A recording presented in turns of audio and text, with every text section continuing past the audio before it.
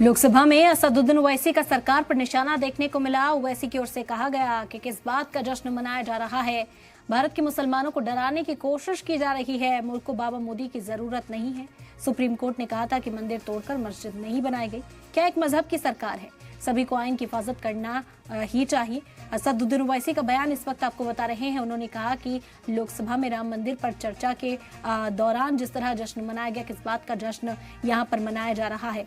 आपको बता दें कि MIM चीफ ओवैसी ने मोदी सरकार पर बड़ा हमला बोला। पुष्पमित्रा संघा को आप क्या मानते हैं? बताओ, पुष्पमित्रा संघा को आप क्या मानते हैं? जम्मू के वो कश्मीर के वो राजा को क्या मानते हैं जिसके पास एक फौज थी मंदिरों को तोड़ने के लिए? आप क्या मानते हैं?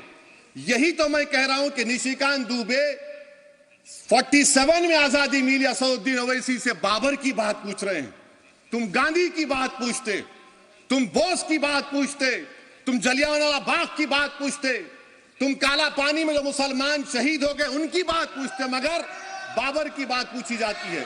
तो सर, फिर 6 दिसंबर के बाद देश में फसाद हुआ, नौजवानों को टाडा में डाला गया, जो बूढ़े होकर निकले।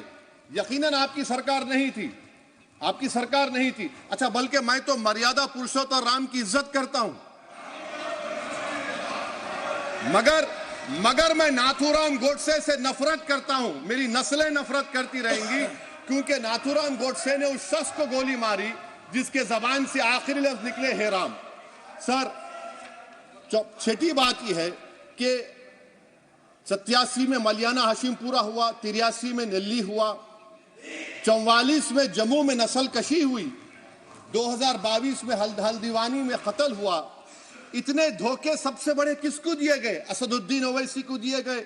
मगर फिर भी मुझसे ही कहा जाता है कि वफादारी को तुम साबित करो अपनी ओवैसी।